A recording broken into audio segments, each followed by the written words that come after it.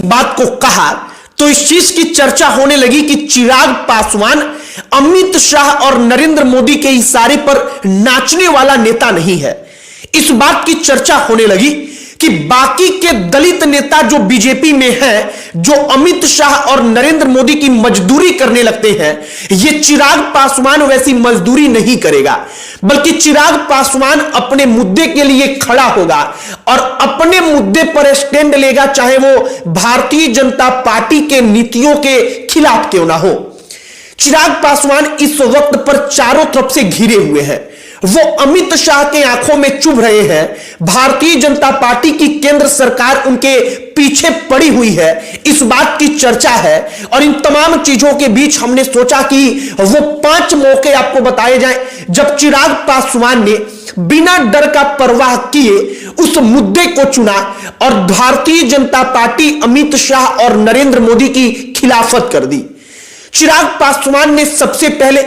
जब कोटे के भीतर कोटा के प्रावधान को लेकर के सुप्रीम कोर्ट का फैसला आया और बीजेपी की सरकार उसके साथ थी, तो चिराग पासवान ने इसका विरोध किया। दूसरा मुद्दा, जब लेटरल एंट्री को लेकर के आरोप लगा बीजेपी पर कि उन्होंने आरक्षण का सम्मान नहीं किया, तो वहां पर चिराग पासवान ने सीधे भारतीय जनता पार्टी की सरकार को चुनौती दे दी। इसी दौरान चिराग पासवान कहते हैं कि मंत्री पद को लात मार दूंगा, ऐसा मंत्री पद हमारे किसी काम का नहीं है और हमारे पिता ने भी मंत्री पद को लात मारा था।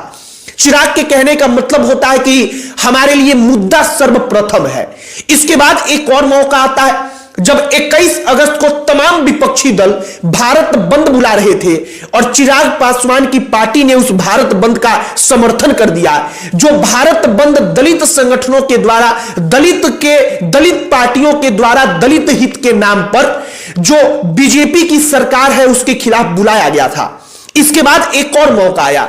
जातिगत जनगणना पर बीजेपी की जो सरकार है या भारतीय जनता पार्टी के नेता या तो ये उसका विरोध करते हैं या उस पर चुप रहते हैं, लेकिन चिराग पासवान सीना तान कर कहते हैं कि जातिगत जनगणना होना चाहिए। इसके बाद एक और मौका, जब वक्फ बिल को लेकर के चर्चा हुई और बीजेपी की सरकार वक्फ बोर्ड का जो बिल था उसमें संशोधन पर अड़ी है और चिराग पासवान ने इसको लेकर के सीधे तौर पर कहा कि मुसलमानों के मन में दुविधा है और हमारी पार्टी इस मुद्दे पर मुसलमानों के साथ है। चिराग पासवान के इन 5 मुद्दों के बारे में हमने पढ़ा तो हमने सोचा कि चर्चा होनी चाहिए कि कैसे बीजेपी में रहकर भी मुद्दों के साथ खड़ा होना चिराग पासवान को आता है और इन्हीं मुद्दों के कारण अब चिराग पासवान आंखों में खटक रहे हैं भारतीय जनता पार्टी के, अमित शाह के और नरेंद्र मोदी के।